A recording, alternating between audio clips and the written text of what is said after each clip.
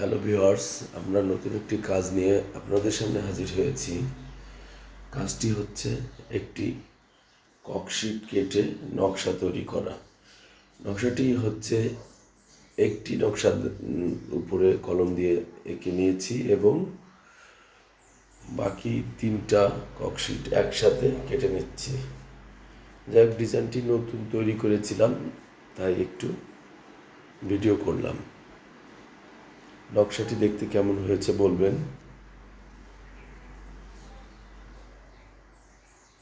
নকশাটি আমাদের প্রায় কাটা শেষ।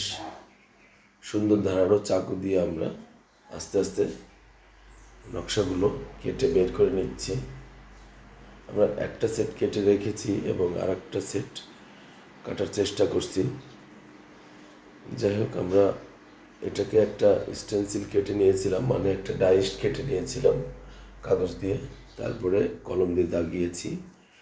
এখন আমরা এটাকে খুলে আপনাদেরকে দেখাবো দেখতে কেমন হয়। দেখতে এমনটা হয়েছে, দেখেন। ডাইসটি একদম নতুন। কারো ভালো লাগলে বলবেন।